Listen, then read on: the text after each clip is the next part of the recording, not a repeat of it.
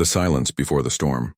The space monitoring stations of the Vortanian Empire detected the anomaly first.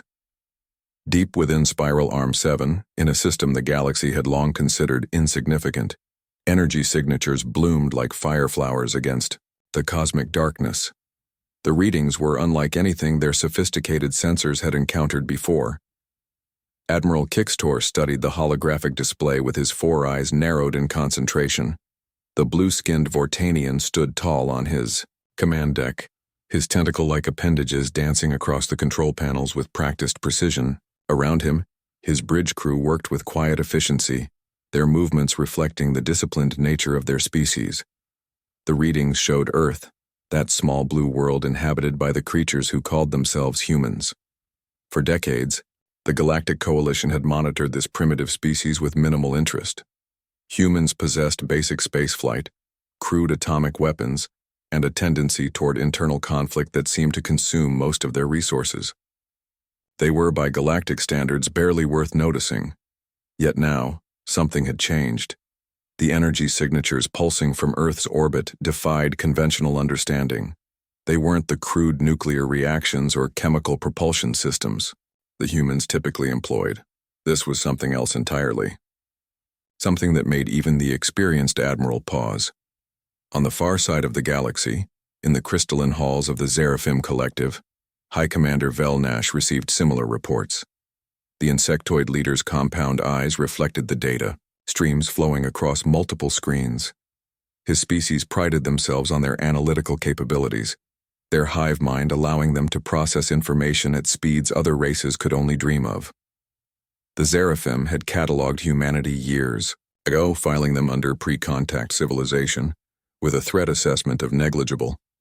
Their military strength was laughable by galactic standards. Their technology was centuries behind even the most backward coalition members. Yet the energy readings suggested something had fundamentally shifted in Earth's capabilities. Velnash's wings buzzed with agitation as he consulted with his subordinates through their shared consciousness. The conclusion was unanimous. Earth required immediate investigation. If the humans had somehow achieved a technological breakthrough, it could upset the carefully maintained balance of power in the galaxy. The third great power to take notice was the Dominion of Kargoth. Unlike the analytical Seraphim or the methodical Vortanians, the Kargoth were warriors at heart. Their massive reptilian forms had evolved on a high-gravity world, making them naturally stronger than most other species. Their empire had been built through conquest, and they viewed the galaxy through the lens of potential conflict. War Marshal Draxkun received the Earth reports while overseeing combat drills in the Dominion's primary military station. The scarred veteran had fought in dozens of campaigns, crushing resistance across multiple star systems. To him, the energy signatures from Earth represented only one thing: a challenge to Kargoth supremacy. Within hours of receiving the initial reports, all three powers had reached the same conclusion. Earth, despite its primitive status, had somehow developed technology that could threaten galactic stability. The response was swift and predictable: mobilization. The Vortanian Empire activated its third battle fleet, comprising over 200 warships. Each vessel bristled with plasma cannons, antimatter torpedoes, and shield generators that could withstand the heat of a star's corona. Admiral Kixtor personally took command, confident that his experienced crews would make short work of whatever the humans had managed to create. The Seraphim Collective assembled their Swarm Fleet Alpha, 300 ships moving in perfect synchronization. Their vessels were smaller than Vortanian warships, but made up for it with superior maneuverability and coordinated attack patterns. High Commander Velnash calculated a 99.7% probability of swift victory. The Kargoth Dominion, never to be outdone, deployed their infamous Hammer Force. 150 ships, each one a fortress in space, powered by fusion cores that could crack moons. War Marshal Draxkun personally selected his most battle-hardened commanders for what he anticipated would be the first true combat opportunity in years. As the three mighty armadas converged on Earth's solar system, their commanders exchanged brief communications. Despite their political differences and territorial disputes, they agreed on one point: Humanity needed to be contained before it became a genuine threat. The primitive species had somehow stumbled upon dangerous technology, and it fell to the established powers to maintain order. The journey to Earth took several cycles, giving the alien commanders time to plan their assault. They studied every piece of data about human military capabilities, finding the exercise almost amusing. Earth's defenses consisted of a few orbital platforms, some outdated nuclear missiles, and a handful of ships that could barely achieve faster-than-light travel. Admiral Kixtor reviewed the tactical simulations for the 100th time, his tentacles tapping impatiently against his command console. Even accounting for the mysterious energy signatures, the humans couldn't possibly match the combined firepower of 3 Galactic Armadas. It would be, as his tactical officer put it, an educational experience for the upstart species. High Commander, Velnash's hive mind ran millions of combat scenarios, each one resulting in the same outcome: total human defeat within the first few hours of engagement. The Seraphim took no pleasure in the upcoming conflict, viewing it simply as a necessary correction to maintain galactic stability. War Marshal Draxkun was less analytical in his approach. He saw the operation as an opportunity to blood his younger warriors, to give them a taste of real combat against a technologically inferior foe. It would be good practice before the Dominion's next major campaign. As the 3 fleets dropped out of hyperspace at the edge of Earth's solar system, their sensors immediately locked onto their target. Earth hung in space like a blue jewel, its single moon casting silver light across the void. The alien commanders were surprised to find no defensive fleet waiting for them, no battle formations, no sign of the military buildup they had expected. Instead, they detected a single transmission originating from Earth's primary communication array. The message was brief, transmitted in the mathematical language that served as the galaxy's common tongue. One will suffice. The alien commanders exchanged confused communications. Was this some form of surrender, a mistranslation, or perhaps human arrogance taken to absurd extremes? Admiral Kixtor's tactical officer suggested it might be a negotiation tactic, an attempt to buy time while Earth prepared its defenses. High Commander Velnash's hive mind calculated a 67% probability that the message was a stalling technique. War Marshal Draxkun simply laughed, a harsh sound that echoed through his command deck. The humans apparently had a sense of humor. Then, as the alien armadas began their approach toward Earth, their sensors detected movement. A single vessel emerged from behind Earth's moon, its trajectory taking it directly toward the assembled fleets. The ship was unlike anything in the alien databases. It wasn't the crude angular constructions the humans typically built. This vessel was smooth, almost organic in its design, with flowing lines that seemed to bend light around its hull. The alien scanners worked overtime, trying to analyze the approaching ship. It was small by galactic standards, perhaps the size of a Seraphim scout vessel. No visible weapons arrays, no obvious shield generators, no fighter escort. Just a lone ship advancing toward nearly 700 of the galaxy's most powerful warships. Admiral Kixtor felt his confidence waver for the first time. There was something unsettling about the human vessel's approach.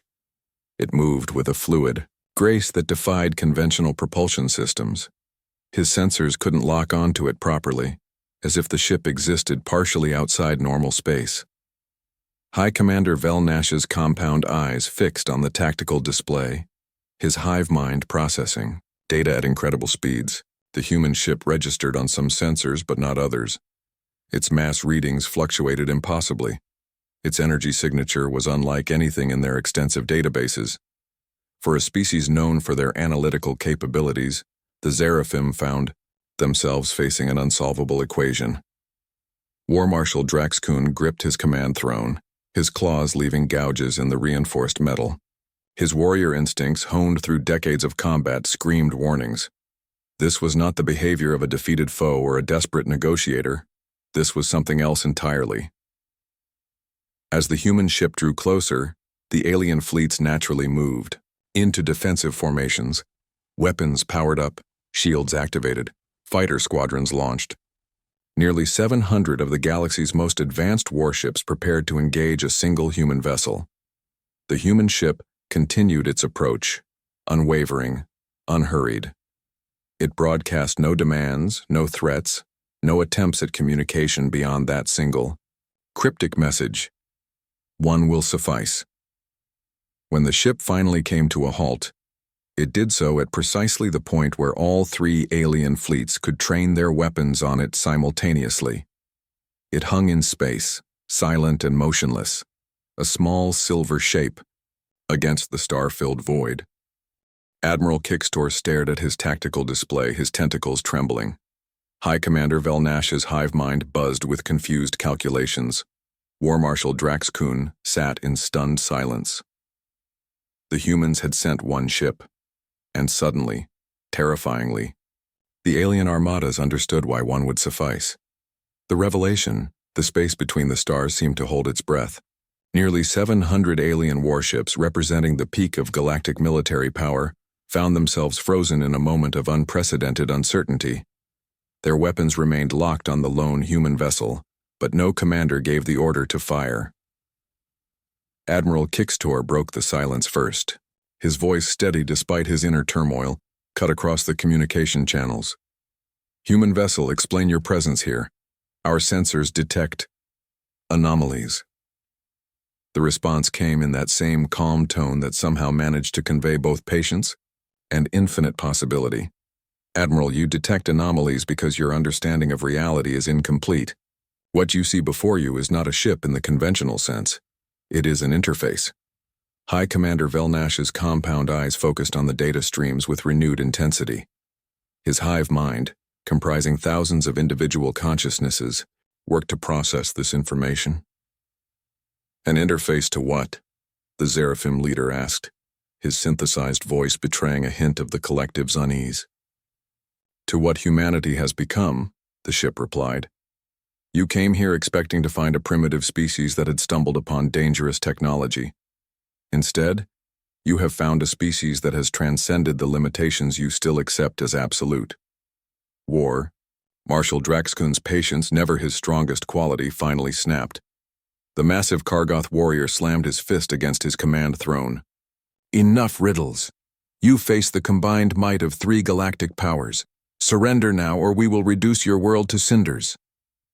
The human ship pulsed with that strange internal light, and suddenly every tactical display in the alien fleets went haywire. Targeting systems locked onto empty space. Weapon arrays showed impossible power readings. Shield generators reported attacks from directions that didn't exist in 3-dimensional space. "War Marshal," the human voice continued, unperturbed by the threat. "You speak of might as if it were measured solely in weapons and ships. But true power lies in understanding. Allow us to demonstrate." Without warning, the space around the alien fleets began to change. Stars seemed to shift position.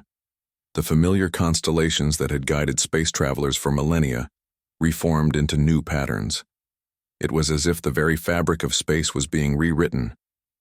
Admiral Kickstor's crew worked frantically at their stations, trying to make sense of their instruments. "Navigation is offline," reported his helm officer. "I can't get a fix on our position. The stars, they're wrong." The Vortanian admiral's 4 eyes widened in realization. "No," he said slowly, his voice barely above a whisper. "The stars aren't wrong. We're not where we think we are." The human ship pulsed again, and reality reasserted itself. The stars returned to their proper positions. Navigation systems came back online, but the message was clear. The humans possessed capabilities that defied conventional understanding. High Commander Velnash's hive mind buzzed with rapid calculations. "You manipulate space-time itself," the Seraphim stated, not a question, but a recognition of observed fact. "This level of technology should not be possible for a species at your developmental stage." "And therein lies your error," the human voice replied. "You assumed our developmental path would mirror your own. You believed that technological advancement follows a linear progression. But humanity chose a different route." The ship began to transform again, its hull flowing like liquid thought. This time the alien sensors could detect something beneath the surface changes. Energy patterns that suggested vast computational structures. quantum fluctuations that hinted at processing power beyond imagining. 40 years ago, the voice continued, humanity faced a choice. We could follow the traditional path of expansion and conquest, building fleets and claiming territories, or we could turn inward, exploring the true nature of consciousness and reality. War Marshal Draxkin growled, his predatory instincts still pushing for action despite the growing evidence of human superiority. Pretty words won't save your world. If we open fire, then by all means, the human ship responded. Fire. The challenge hung in space like a physical thing. 3 of the galaxy's most powerful military leaders exchanged uncertain glances across the vast distances separating their flagships. Finally, War Marshal Draxkun made his decision. All Dominion ships, he commanded, target the human vessel. Fire. 150 Kargoth warships unleashed their arsenals simultaneously. Plasma cannons capable of cracking planetary crusts. Antimatter torpedoes that could vaporize cities. Kinetic weapons accelerated to near light speed. The combined firepower could have reduced a moon to rubble. The weapons never reached their target. As the alien commanders watched in stunned disbelief, the incoming fire simply ceased to exist at a precise distance from the human ship. Not destroyed, not deflected, but erased from reality as if it had never been fired at all. Impossible, Admiral Kickstor breathed, his tentacles trembling. Our sensors show the weapons were fired, but also that they were never fired. Both states exist simultaneously. Welcome to quantum warfare, the human voice said, now carrying a hint of amusement. Your weapons exist in a state of probability, until observed. We simply choose not to observe them into existence. High Commander Velnash's hive mind reeled from the implications. You've weaponized the observer effect. You're manipulating quantum mechanics on a macro scale. The energy requirements alone are negligible when you understand the true nature of reality, the ship completed. Your sciences are based on observing the universe from within. We learned to step outside. The human vessel began to shift again, but this time it wasn't alone. Space itself rippled around it, and suddenly there were more ships, not arriving through hyperspace or emerging from cloaking fields, but simply existing where they hadn't existed before. 1 became 2, 2 became 4, 4 became 8. The progression continued until dozens of identical vessels surrounded the alien fleets. Each one pulsed with the same impossible energy. Each one defied sensors in the same maddening way. Marvelous, Velnash whispered. The collective consciousness of the Seraphim focused entirely on the display. You're not duplicating the ship. You're the same ship existing in multiple positions simultaneously. Now you begin to understand, the human voice confirmed. This vessel doesn't exist in space. It exists in possibility. What you perceive as multiple ships is merely your limited consciousness trying to process a multidimensional entity. Admiral Kickstor felt his certainty crumbling. Everything he knew about warfare, about technology, about the very nature of reality, was being systematically dismantled. What do you want? He asked, his voice carrying the weight of defeat. We want you to understand, the ship replied. Humanity has no interest in conquest or domination. We've moved beyond such primitive concepts, but neither will we allow ourselves to be conquered. The multiple instances of the human ship began to move, flowing through space in patterns that created geometric shapes of impossible beauty.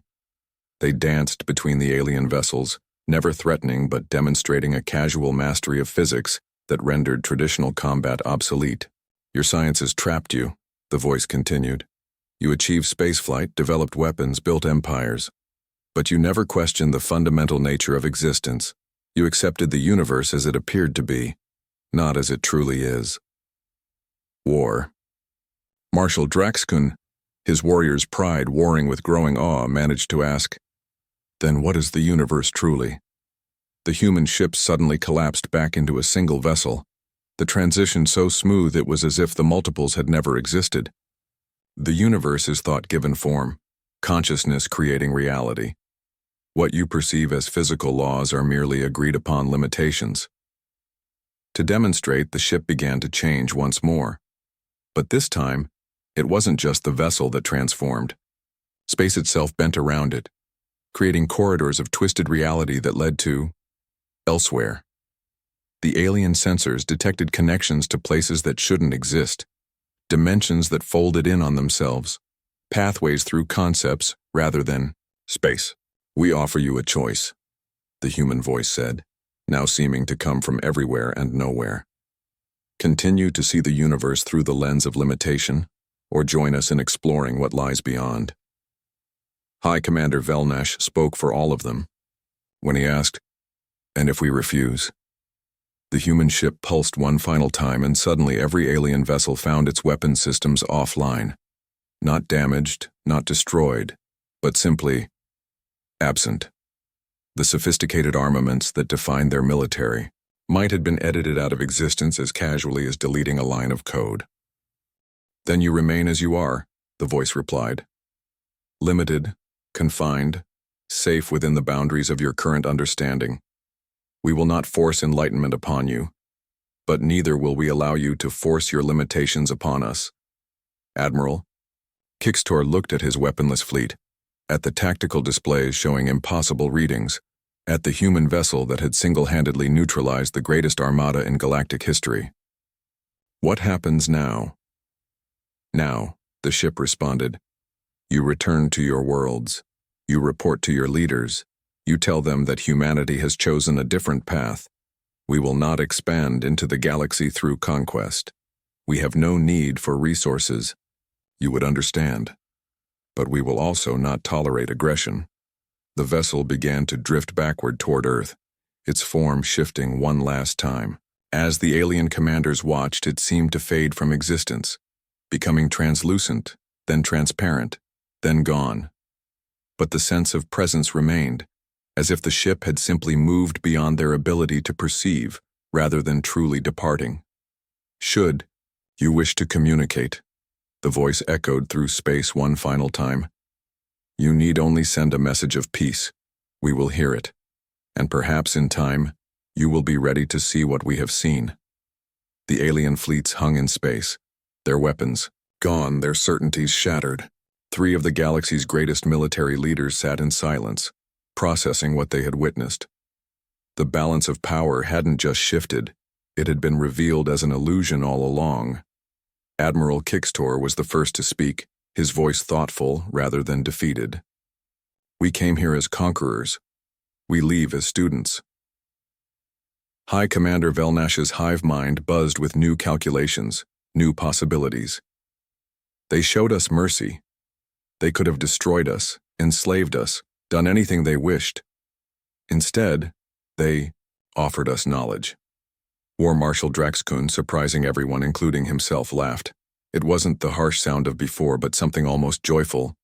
"They beat us without fighting, won without conquering. Perhaps there are forms of strength we never imagined."